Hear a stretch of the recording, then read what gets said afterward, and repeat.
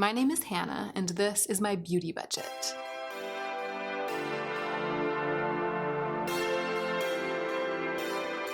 Hey y'all, so I just finished filming a ruthless lip product reckoning, a ruthless lip product declutter, and a really ruthless eyeshadow palette declutter. And because I have the camera set up the way that it is, and I'm getting pretty good footage, and I'm on a roll, I decided to keep decluttering. But in this realm, which is the realm of color cosmetics for the face, I don't think I'm going to be as ruthless. So I decided to do everything at once. So these are all of my blushes, all of my highlighters, cream and powder, and all of my bronzers and face palettes. So this is like every kind of cheek product, highlighting color product of every kind that I own, except for singles. I have a small selection, one small palette with a couple of single blushes and single highlighters in it. So I am going to declutter these all at once in one video, and the purpose of this declutter is not to whittle down this collection because I don't particularly feel like I have too much of this kind of product, maybe a tiny bit too much. I just feel like there are some extras. I have some extraneous products in this category. I'm ready to kind of like whip it into shape ever so slightly, and I want to do it on camera. So I'm going to be really focused in this declutter on just weeding out the few things that I don't super love and that I think would be more happily living out their lives with someone else, rather than on trying to kind of get back down to a manageable number of things, because I don't really need to do that. Anyway, that's all I have to say, and a really loud vehicle is driving past outside, so let's go ahead and get into the meat of the video.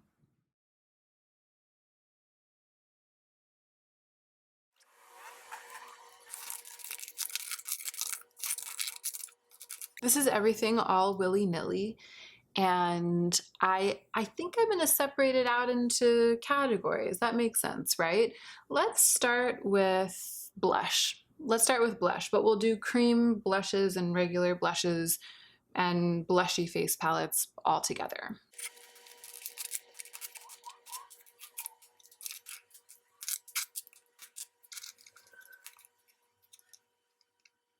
Okay, so here are all of my blushes, apart from, how many singles do I really have? Should I include them? Let me see.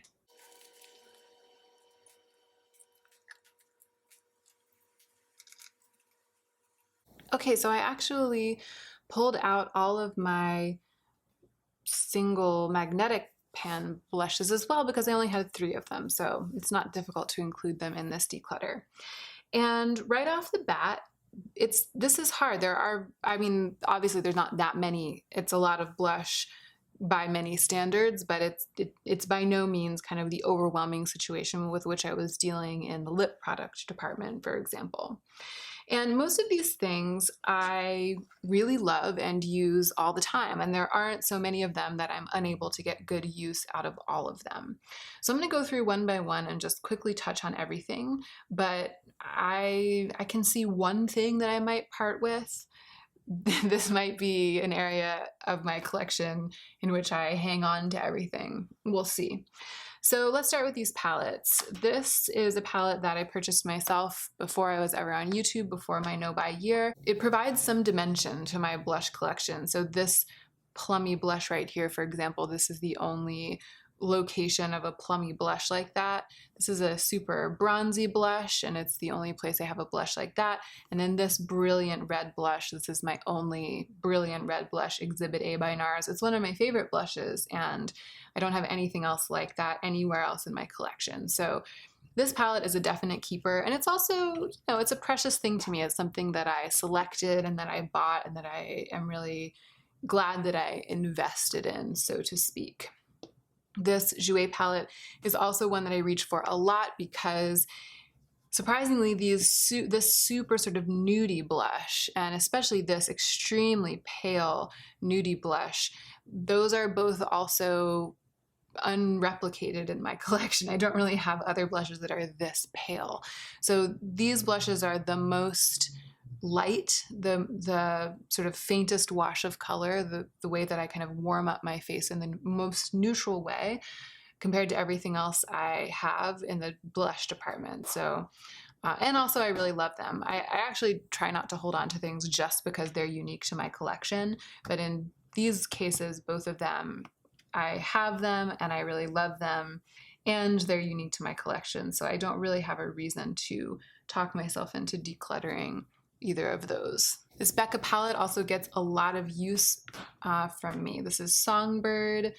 This is this is Snapdragon, this is Songbird, and this is Wisteria.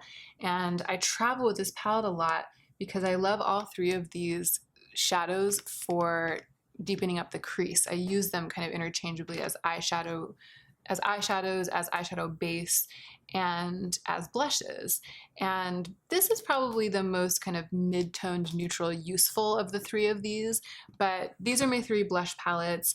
All three of them are highly functional for me, and none of these three is languishing in my collection, so I don't feel like I even need to think twice about either of these three. I'm getting good use out of all of them. This right here is supposed to be a bronzer. It's Kevyn Quan's Neo Bronzer in Sunrise Light, but it's so warm, it's so kind of red that I definitely use it as a blush. But it's a very light, you know, it's like a blush on me, but with the pigment of a bronzer, and I really love that. It's actually one of the reasons I really love this blush, which is from Givenchy, because it's so lightly pigmented. It's almost like almost nothing picks up on the brush and almost nothing goes onto the skin. And as I build it, a very faint flush, a very faint apricot-y flush builds up on my skin. It's so flattering, but it's so much more beautiful than a super pigmented blush in these same colors, because it looks like it's part of the skin. It looks like a natural glow. And it's also why I love Wet n Wild's Apricot in the Middle. It's a similar idea, but with more shimmer than this Givenchy one. I actually think that as single blushes go, these are my three favorites. Apricot in the Middle, Givenchy Aficianado Peach, and this Kevyn Quan Sunrise Light Bronzer. And it's because they have that sort of semi-transparent, super buildable, skin-like quality, and the color range is just, I mean, these are my colors. It's like your skin but better, sort of, on the cheeks. These are just no-brainers, definite keepers. I love all three of these blushes a lot, a lot, a lot. Let's talk about these singles and maybe this Clinique one. So this is Oprah Winter Rose Glow, I think, and this is a very beautiful, neutral, glowy blush. I like having a single that's a little bit deeper and has a different undertone than my other go-to single, Apricot in the Middle. I think I'm gonna hang on to that one. I do travel with it a lot. I tend to travel with my magnetic single blushes rather than like my singles, you know, like a chunky single blush like this. This, however, Makeup Geek Chivalry is really, really pigmented and kind of dark for me for a blush. I hung on to it initially because I was like, oh, I could use it as a combo eyeshadow, blush, blah, blah, blah. But the truth is it's languished in my collection. I kind of forgot I even had it. And I think that I can definitely live without it. So I'm gonna give that one away. This is Clinique Fig Pop. I absolutely love the skin-like finish of these cheek pop blushes from Clinique. And this is a bit kind of richer and figgier than any of these other go-to blushes. It has more in common maybe with this Kevyn Quan one, but I feel like it's pinker and figgier even than that. It's nice to have one that serves that purpose. This is the other kind of figgy, rich blush that I have, and oh my gosh, I would never have considered decluttering this before. But now that I'm doing this, I realize that this is the standout product here, in that I got it because I love these colors for me for blush. It's, by the way, it's the Fenty Kilowatt Freestyle Highlighter Duo in Gingerbread Moscow Mule. I got it because I love Fenty, I'm intrigued. I just never reach for it. I reach for all of these other blushes instead because it's kind of intense, and because of that, it ends up looking pretty makeup-y on me. It's not that I don't think it's beautiful, because I do. And it's not that I don't think it's beautiful on me, because I do. I think it's beautiful, and I think it's beautiful on me. But these days I'm all about rehoming something with someone else who will really love it. instead of keeping it. And these tones they're really similar to the Clinique one, but the Clinique one is so much more skin-like on me than this sort of super shimmery, glowy. This is supposed to be a highlighter for deep skin tones, and it works beautifully as a statement blush on me. I just think if I want to build a blush statement, I'm going to do it with these other tools. And this hasn't gotten much use, so that makes it something that it will be delightful to give away because it's in really, really good shape. And there's very little wear on the tops of the pans. So as much as I truly love this product, and I was so excited when I bought it, and I always look at it and I'm like, oh, it's so beautiful. I love having that in my collection. The truth is, I think I'll actually enjoy what I have more if I remove this and make a little bit of space in my blush drawer. So I'm going to go ahead and give this away too. I surprised myself. All right, last are these 3 cream blushes. The Glossier Cloud Paint in Dusk was my only cream blush for a long time, and I really love it, and I still use the F out of it. I still use it a lot, and I'm definitely going to keep it. I don't really feel like I want to collect them all with the cloud paints. I had a couple of other ones and I gave them away, and this is the remaining one. There is one in the Purgatory box right now that a friend sent to me, but I haven't started reckoning with it yet. And then these are 2 ColourPop blush sticks. This is in the shade Mercy Me, and actually I pulled this out of the Purgatory box because I thought I might as well just put it in this video and have this count as a reckoning. And Yelika gave this to me when she was visiting, and I thought that it might be, from the online pictures, I thought it might be kind of a dupe for for Kjaer Weis Precious, which was kind of an opaque peachy blush that I completely panned. Oh no, I didn't completely pan it. I panned Desired Glow, and then Precious, I used it a lot, but it went bad. I hit pan on it, but it went bad. This is brighter than Precious, and so I don't end up reaching for it as much as I thought I would. Roosevelt, on the other hand, which was the one that I purchased for myself, I reach for constantly because this is the exact sort of ruddy, bronzy blush that I adore. It might be worth noting that these feel like slightly different formulas, and I think it's probably because Mercy Me is white-based and Roosevelt has more of a sheer base. But Mercy Me feels almost foamy and creamy and super wet, and Roosevelt feels a little bit dry, but in a good way, in a way that makes it really blend into the skin. I feel like 3 cream blushes isn't anywhere close to being too much for me. I use all 3 of them and I enjoy having all 3 of them. I think that the 2 more natural ones are my favorites, the 2 ready ones, but I want to keep Mercy Me in part because it is so different from the other 2. So all 3 of these are staying.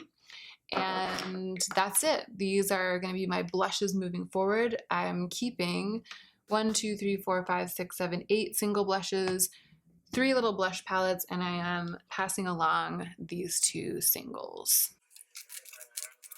I'm actually going to go wash off my hand and arms, and maybe I'll wipe off the table too, and also let's have an ad break. Be right back.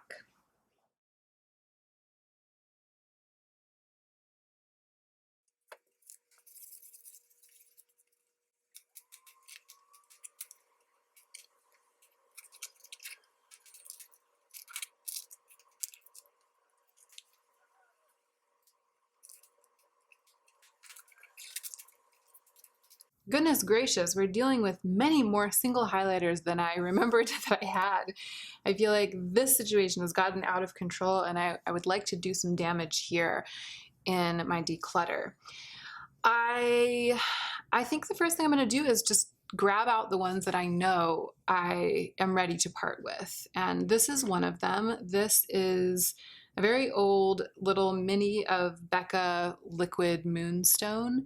And it's just gotten to the point where it's hard to dig it out. I almost never reach for it anymore because it's so old. It's very much past its prime, and I think I can just go ahead and throw this away. I did get a lot of good use out of it. I don't feel sad about this at all. I just feel like it's taking up space and it's trash at this point. I think that this Clinique Chubby stick has also lived its best life already. It's almost completely panned. There's probably like, I mean, that's it. It doesn't wind up anymore.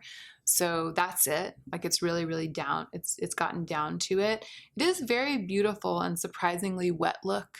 It's a really, really pretty highlighter. But, and you know, ordinarily I would be like, I'll keep it, I'll completely use it up, I'll pan it, blah, blah, blah. But I mean, look at this situation. It's not like I haven't gotten good value out of this. Plus it was a Sephora point perk. I mean, it's not even like a value for money situation.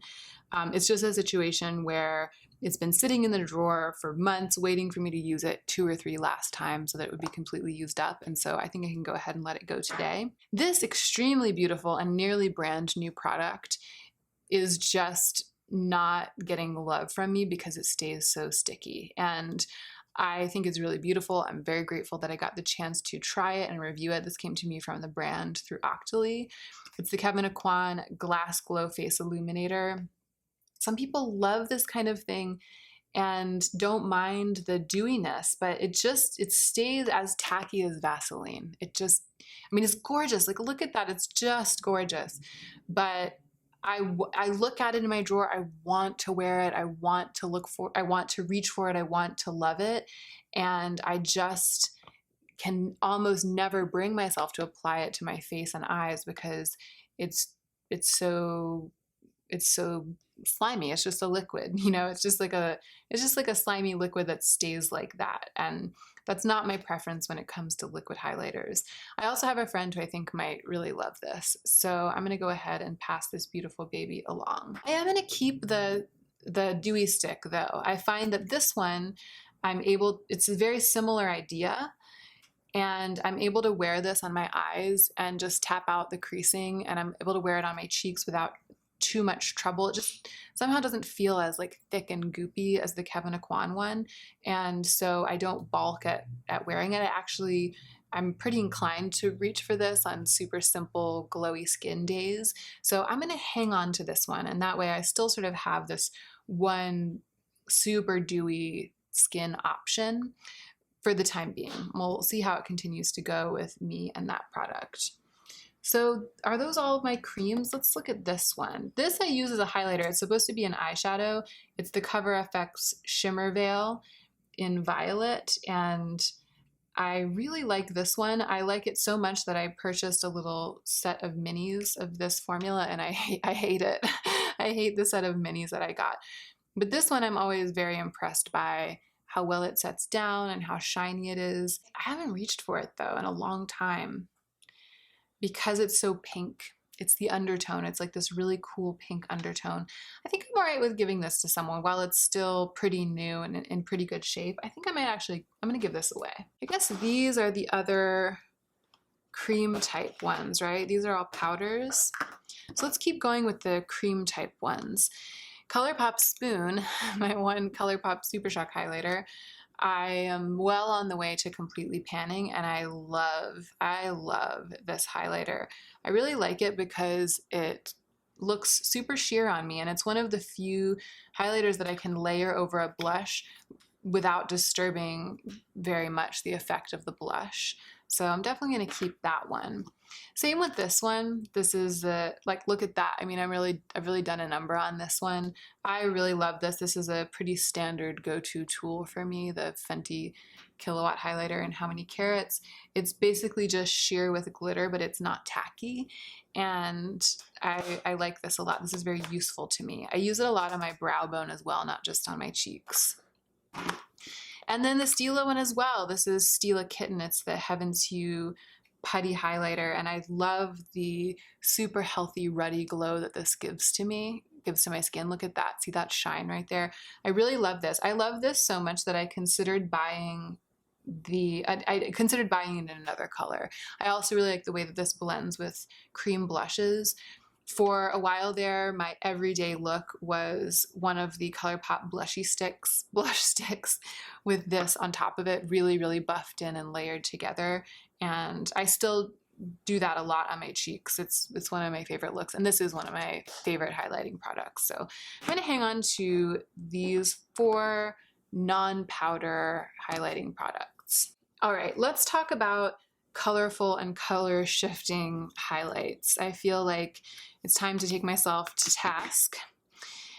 And these are the ones. I have 4, and it's the kind of thing that I don't really wear a lot. So this is Becca Vanilla Quartz. It is very white gold with a slight pink shift.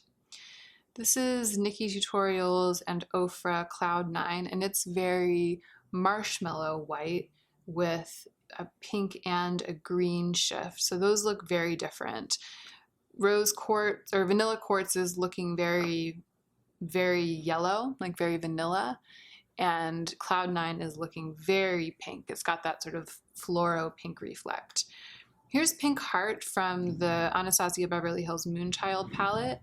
And it is also kind of a pinky marshmallowy white with a pretty brilliant pink reflect. Those are dupes, these two. They are dupes. I need to choose between them. It's ridiculous. I really don't need both of them, given how infrequently I wear that kind of highlighter. And then this right here is Purple Heart from the Moonchild palette. I really like wearing this in certain situations. If I'm going to be in a dark club or in a dark tango event, it just looks like sort of a gray smear on my hand right now, but it can glow purple and look really, really special under the right circumstances. So I'm gonna go ahead and keep this one because it's so unique to my collection, and I know that I think of it from time to time. I think of using it. And I'm gonna give away Vanilla Quartz because this makes a nice gift. It's so compact and it's so universal. I mean, not completely universal, but it's something that many, many people would be able to adopt from me. It's pretty neutral, so my friends who are scared of making a color statement could still get use out of this. I'm gonna give that away. And then, to be totally honest, the Oprah and Nikkie Tutorials collab looks a little bit better. Like it's more finely milled and it's shinier, but it's so much more bulky. It's so much more bulky. And I've had this in my singles for a long time since I depotted this palette. I know it's there. If I want this look, I'll dig it out. And this is also very portable. I can travel with it and I have pan on it. I feel like I might as well finish the job.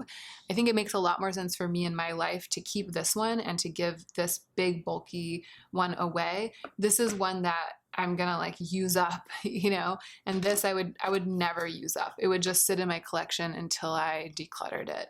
So I'm gonna go ahead and head that off at the pass. I'll find someone to adopt this one. Even though all things being equal, this is a slightly nicer formula, I would say, than the one from ABH. For me in my life, practically, it just makes more sense to make space, and they're similar enough that it doesn't hurt to do that. All right, let's look at these guys and maybe sort of see if there are, I'm kind of curious if I have anything that in any way dupes this one. This is a Jouer highlighter in Rose Quartz. Is that what it is? Rose Quartz, yeah. This was a gift from Wendy in the package that she sent me during my no-buy year, and it arrived completely shattered and I had to repress it, and it's kind of never been the same since. And even though it's very beautiful and I didn't really want to let it go at the time, I'm almost afraid to open it. Like whenever I see it in my drawer, I'm like, I don't know. So if either of these is similar to it, I might, yeah, already that one's very similar to it. Yeah, yeah, they're all three quite similar. This is ColourPop Here Kitty Kitty. This is a very glossy and well-matched highlighter on me, and it has that slightly rosy tone. And then this is Sydney Gray's Pumpkin Spice Latte Extra Whip, and it is slightly more pink than this, but close enough. But you know what? Of the three of them, I think I'm just gonna keep Here Kitty Kitty, because anytime I would want to wear this, this will serve. And anytime I want to travel with a highlighter like this, this will serve. So this I will very gingerly and carefully pass along to somebody who will keep it in a safe place. This I will give to someone who enjoys magnetic things. Maybe I can like put these in a little duo together and give them away as a little duo. That would be very nice. And I will keep this one. So this is a Lancome Dual Finish Highlighter in Shimmering Buff. Lauren gave it to me and I kept it because it struck me as being very glossy and special and kind of subtle. And I have to say that every time I've tried to wear it, I've been a little bit disappointed with the effect. It's almost like it's ever so slightly dull, just not quite. It's a nice subtle highlight, but it's not quite the kind of glossy natural look that I want. So I can probably part with that one, especially because it's so similar to Ofra Star Island. Star Island's a little bit more silver, but it's definitely glossy enough and they're similar enough that I feel like Star Island can edge out this Lancome highlighter, especially because I already parted with the other Ofra highlighter and it's nice to have one. Let's look at Tarte Exposed next to both of those. So Tarte Exposed it's more nude. It's like a little bit champagne. So on me, it's more nude. It's like a perfect match for my skin tone. It's not shining very brightly under the lights right now, but I know from experience that this is a very wet look highlighter. And I don't think I'm ready to part with it. I haven't been wearing it enough, but I don't think I'm ready to part with it. I think I'm gonna hang on to that one, especially because I don't know if I'm gonna keep this little palette. This was a gift from my friend April. And I kept it in the Reckoning because it's just so nice and fancy and pretty. And the palette is so pretty. It's just so pretty in every way. I've never had like an hourglass palette like this. It's just so pretty, you know? So I was not about to part with it when I reckoned with it.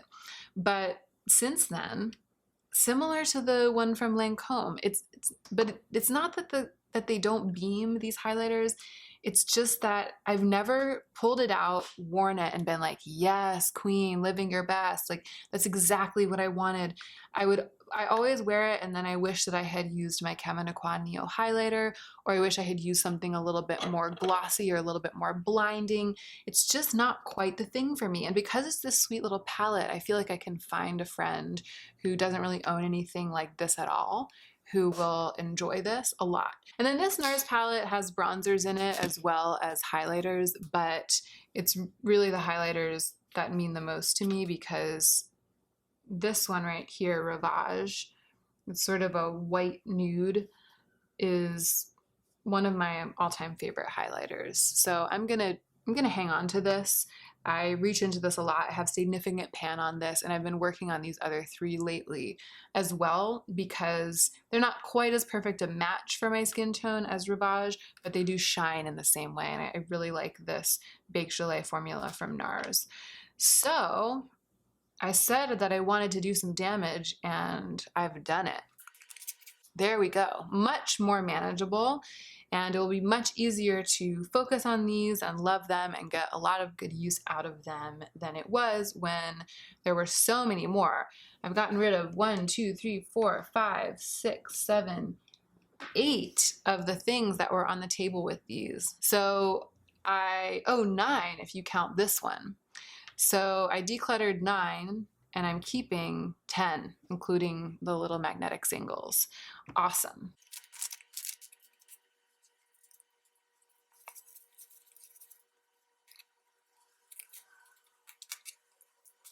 So these are all of my bronzers, apart from the ones that are in that little NARS palette that I just showed you. And I can tell you right off the bat that I'm disinclined to part with any of these four. This is the Kevyn Aucoin Neo highlighter. It's Kevyn Aucoin's 3 highlighting formulas, or 3 highlighting colors blended together in one pan, and it goes lightest to deepest, and I am able to use this deep side and even the middle side as sort of a pale rosy bronzer, but this is not really like an intense bronzing product for me. It's more like a skin warming finishing powder that makes my skin really softly glowy. It's not really glossy. It's like a soft glowy warmth. So these are the 3 kind of bona fide bronzers that I have. They're really that like bronze color, you know what I mean? Like looking like you got sun. Let's swatch them and see how I feel.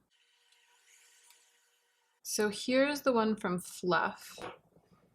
and it's very buildable. It's very, very sheer, which is on purpose because it's a bronzer and it's supposed to be pretty universal. Here's the one from number 7. It's the number 7 bronzer in Warm Sands, Golden Sand, right? And then here's the one from Lila B. So of the 3, I like the Lila B one the best because it has a slight shimmer and it's also a tiny bit peachier. And that tends to be the most natural on me. So I'm definitely going to hang on to this one as my more bronzy bronzer, more bronzy than the Kevyn Quan product. These two are really similar because they're both matte and they both have that kind of buildable quality. Should I get rid of one? This is hard. I feel like I only have 4, blah, blah, blah, blah, but I reach for the Kevyn Quan products, both the Neal highlighter and the Neal bronzer that I put in the blush category. I reach for them so much more frequently than I reach for any of these. All right, I think that the fact that I do reach for my other products more than these means that I'm not quite ready to decide about them yet. My feeling, if I'm totally honest, is that the undertone of the number 7 one seems to suit me a little bit better, but I think this is so beautiful and cool. I just don't want to give it away yet. I feel like I need to spend more time with it and really learn whether it actually is something that I'm never going to use or whether I might kind of completely fall for it. I really like it. Both of these I really like, but I haven't completely fallen for either of them. It's kind of a situation where I'm not prepared to reckon with either of these in a declutter. So I'm going to keep all 4 of these bronzing products for now, and I'm going to try to use these more and get a better handle on how I feel about them, and then I'll decide in the future which one to keep, basically.